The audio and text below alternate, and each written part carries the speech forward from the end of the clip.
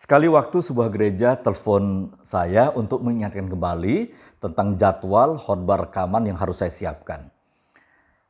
Ini setelah peristiwa Paskah. Kemudian menariknya di telepon itu mereka mengatakan begini, Pak Pendeta, tolong juga siapkan ilustrasi khotbahnya sesuatu yang berhubungan dengan tema besar ini. Kasih yang mencintai, cinta yang mencintai, dan kisahnya realis, nyata, dan Pak Pendeta tahu kisah itu. Lalu setelah telepon itu ditutup, saya mulai, kisah apa ini ya yang berhubungan dengan cinta mencintai, yang real. Gitu. Saya teringat beberapa tahun lalu dalam sebuah acara televisi, saya ketemu dengan seseorang, lalu dia menceritakan, produser di stasiun TV itu menceritakan tentang kisah nyata, tentang meninggalnya seorang bapak, suami dari seorang ibu, kematian tragis, kemudian ibu ini gila, dan anaknya menderita sekali. Padahal mereka orang kaya. Lalu kami buat film indie. Film itu sudah selesai. Lewat beberapa tahun kemudian, sebuah stasiun TV nasional menghubungi saya untuk membuatkan film berhubungan dengan hari kasih sayang, Valentine Day. Nah, saya teringat dengan kisah itu. Dan ketika film harus dibuat lagi, tentu dengan format yang sesuai dengan stasiun TV tersebut, TV nasional itu, saya bentuk tim kecil, kami untuk riset, ketemu dengan ibu, ketemu dengan anak yang masih hidup, dan ibu itu sudah sembuh. Lalu ibu itu menceritakan begini, mengapa sampai kisah tragis itu muncul dan terjadi. Waktu saya tanya, Bu, bagaimana Bapak waktu itu meninggalnya? Dia bilang, Bapak meninggal dalam sebuah peristiwa tragis yang dia ceritakan detail ke saya. Ini waktu itu menjadi sebuah berita, ya, bahkan hot news nasional dan internasional. Lalu setelah Bapak itu meninggal, saya sangat benci dengan anak saya yang semata wayang ini, umurnya 9 tahun waktu itu, seorang cewek ya. Saya benci sekali kalau melihat dia. Tapi bilang, kenapa ibu begitu membenci dia? Karena suami saya, papa anak saya itu meninggal demi untuk anak itu. Loh, mengapa sampai seperti itu? Dia bilang, dia izin sore hari itu, Mas, saya mau meeting dengan pihak calon partner bisnis saya di luar negeri. Lalu mereka meeting dan peristiwa itu terjadi. Jadi setelah suaminya meninggal, setiap dia melihat anaknya, muncul dendam, muncul sakit hati, muncul rasa benci yang luar biasa. Karena terbayang dalam pikiran saya, kata ibu ini, karena anak saya ini, suami saya meninggal. Loh, tapi bilang, bukankah itu juga anak ibu? Dia bilang, iya, tapi ada mimpi-mimpi saya ingin betul-betul ingin menjadi seorang triliuner, orang kaya banget, tapi semuanya gagal karena suami saya memikirkan untuk anak itu berpendidikan yang sangat baik, padahal kami sudah cukup.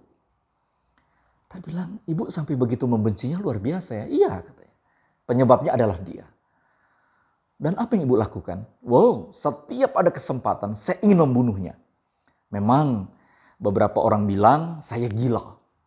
Tapi segila-gilanya saya, kata dia, saya tahu bahwa saya masih sempat mengingat sesuatu. Dan tim penulisan skenario waktu itu saya libatkan seorang psikiater. Dan dia ngomong, saya tanya, apakah memang orang yang dianggap gila atau gangguan kejiwaan parah seperti itu masih bisa mengingat? Iya, dia masih bisa mengingat. Bahkan dia tahu orang-orang yang dia benci sebelumnya. Atau penyebab kebencian yang muncul dalam pikirannya. Saya baru mengerti. Lalu ibu ini bilang, saya berkali-kali ingin membunuh dia. Berapa kali, rumahnya besar sekali, saya dibawa ke rumahnya. Rumah itu ingin dijual oleh saudara suami saya atau saudara saya. Tapi banyak orang gak mau, karena apa? Siapa yang membeli rumah orang yang sudah meninggal dan orang yang dalam kondisi gila? Saya mengerti pada waktu itu, waktu dia cerita seperti itu. Kami cerita didampingin anaknya. Lalu dia bilang begini, berkali-kali anak saya ini saya lelapkan di kolam renang. Dan kolam renang itu sudah lumutan, banyak daun. Karena kami nggak tahu bagaimana menghadirkan uang untuk merawat rumah yang begitu besar, rumah mewah, kolam renang besar, bahkan untuk hidup pun kami sulit. Dan ibu hidupnya dari mana? Ya anak saya ini. dia ngamen, dia minta-minta di pasar, dia semir sepatu anak perempuan ini. Dan setiap kali dia pulang, saya minta harus bawa makanan enak. Karena saya biasa hidup enak. Biasa makanan yang enak. Jadi anak saya kalau saya minta bawa ayam 5 potong. Daging sekian, dia nggak bawa. Saya bawa dia ke kolam renang, saya lelap-lelapkan dia supaya mati. Supaya meninggal dunia. Lalu saya tanya dengan anaknya, kamu ingat peristiwa itu? Dia bilang, sangat ingat om. Lalu mamanya menangis. Mamanya bilang, kamu ceritakan ke om kisah yang sebenarnya. Lalu anak itu pun menangis. Saya katakan kepada dia, saya panggil nama anak itu. Apa yang membuat kamu tetap setia? Cari kerjaan, cari uang dengan cara kerja, minta-minta, jadi tukang semir. Kemudian kalau hujan, bantuin orang dengan bawain payung. Dia bilang, karena saya mencintai mama om. Mama sudah ditinggalin oleh papa saya dengan meninggal yang gak wajar. Meninggal tragis. Orang-orang benci sama mama, jijik lihat mama. Karena mama gila. Mama kadang-kadang gak pakai pakaian, lari ke pinggir jalan. Orang-orang takut ke rumah kami. Semua keluarga kami tinggalkan.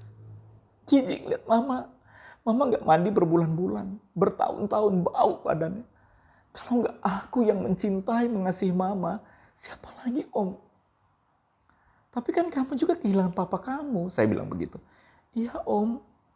Tapi papa gak bisa diharapkan. Papa sudah meninggal. Sekarang yang mencintai mama, menyayangi mama, hanya aku sendiri. Saya bilang, kamu sakit waktu mama siksa, mama lelepkan kamu di kolam renang, mama gantung kamu. Sakit om, sakit sekali. Tapi kenapa kamu bisa bertahan? Kamu gak lari. Oh pernah om aku lari. Tapi setiap aku lari, 2-3 hari aku tidur di pasar, aku ingat mama. Siapa lagi yang bisa mencintai mama, mengasihi mama? Dan kamu pulang lagi. Ya om. Mamanya makin menangis. Dan saya bilang, apa yang membuat kamu kembali pulang, kerja apapun menghadirkan uang untuk beliin mama makan yang enak? Apa yang mendorong kamu? Dia bilang, karena aku mencintai mama. Meskipun kamu disakiti, meskipun aku disakiti, meskipun kamu mau dibunuh berkali-kali, meskipun aku dibunuh. Dia bilang, om, kalaupun aku meninggal, aku dilelepin di kolam renang, aku digeret om, aku dipukul, aku diikat leherku, dari lantai 2 aku dibawa ke lantai 1, digeret lewat tangga. Aku sakit om. Apa yang muncul dalam pikiran kamu waktu itu? Dia bilang, om, dalam hatiku bilang, Tuhan, gak apa-apa aku mati. Gak apa-apa aku disiksa.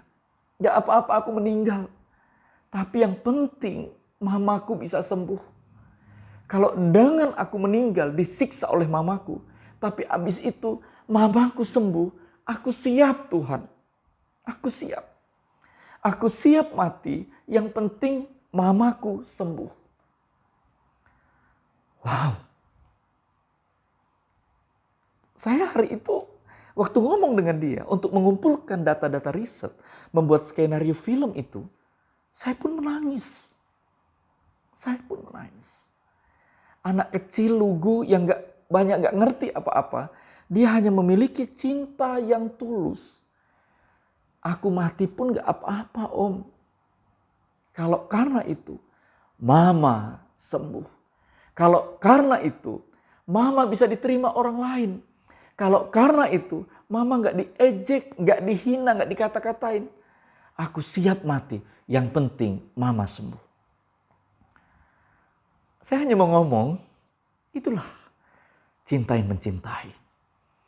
Itulah kasih yang mengasihi. Bukan teori. Bukan pinter mendefinisikan cinta. Bukan fasih mendefinisikan kasih. Tapi kasih itu memang tindakan. Saya nggak menemukan kata yang lebih bagus lagi. Saya nggak menemukan kata yang lebih bijak lagi. Tapi saya ngerti, saya belajar dari kisah tragis itu. Meskipun disampaikan secara sederhana, tanpa konsepsi atau mazhab-mazhab teologis, saya mengerti kasih atau cinta itu adalah tindakan. Sepulang dari tempat itu, di mobil saya nangis. Tuhan, Kau ajarin aku tentang kasih yang mengasihi, cinta yang mencintai. Anak kecil itu mengasihi dan mencintai tanpa menuntut. Kalau kasih dan cinta itu menuntut, saya belajar itu bukan kasih dan bukan cinta. Dan saya teringat hampir 2000 tahun yang lalu, Tuhan menjadi manusia, mati dan bangkit karena kasih mengasihi, karena cinta yang mencintai. Tanpa berpandai-pandai ngomong apapun, tapi melakukan dengan tindakan. Kalau hari ini Tuhan menyatakan kepada Anda, atau ngomong sama saya deh, Ricardo, mampukah engkau seperti anak kecil itu? Untuk orang yang engkau cintai, engkau rela mati, yang penting dia hidupnya normal dan wajar kembali. Saya membutuhkan perenungan yang dalam. Makanya saya nggak bisa menjawab kali ini. Dari ruang tamu inspirasi, Pendeta Ricardo Naraheda, God bless.